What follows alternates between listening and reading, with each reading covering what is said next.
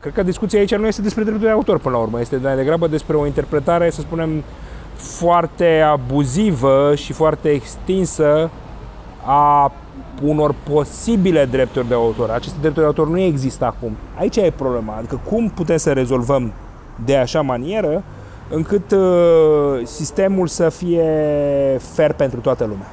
Care-i fair-ul? De fapt, discuția este exact asta. Ce este fair să poți folosi liber și ce este fair să plătești dacă vrei să folosești. Exact asta e discuția. Și a doua discuție este cum poți să găsești niște mecanisme economice care să nu sugrume inovația. Eu sunt în business-ul de pantofi și e cineva în business-ul de cremă de ghete, nu? Și eu fac pantofi, în primul an fac mulți pantofi lucioși. Știi?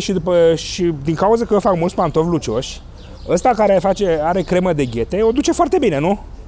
Și fac poate niște și pantofi, îi marketez foarte bine, bag foarte mulți bani, schimbă-ți pantofii odată la 3 luni, fac tot felul de chestii ca să cumpere lumea pantofi.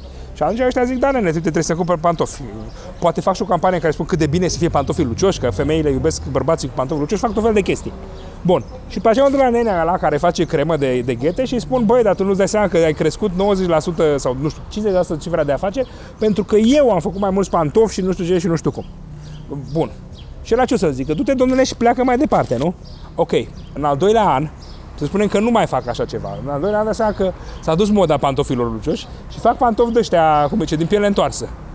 Și ăla, săracul de el, zic că din cauza mea, rămâne fără business, pentru că nimeni nu mai vrea să cumpere cremă de ghete. Toată lumea are numai pantofi de ăștia de piele întoarsă. Și ce pot să-i fac acum? Să mă duc la el să zic că îmi cer scuze sau el să vină la mine să zic că dau un judecată că nu mai faci pantofi lucioși? Sunt practic două business-uri diferite care trăiesc în același ecosistem, se influențează unele pe altele, dar tu nu poți să legi una de cealaltă fără să te trezești în situații aberante. Cam așa și cu chestia asta.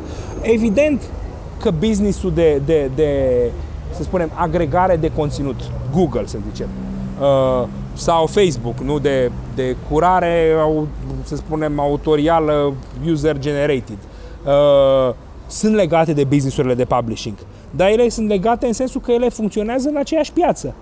Știi? Nimeni nu-și pune problema după ce scoate o carte că nu va putea fi citat niciodată, nu va putea fi parodiat niciodată, nu va putea fi folosit ca și, cum să zic eu, ca și contraexemplu, nu? Profesorul Ghiță spune așa, iar eu, profesorul Vasilică, nu sunt de acord cu ce spune și urmează așa. Cum ai putea să faci chestia asta?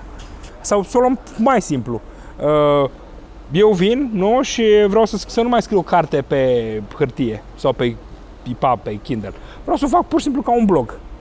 Cum voi cita sursele? E o întrebare, nu? Chestia asta? Adică e o problemă? Cum o să faci?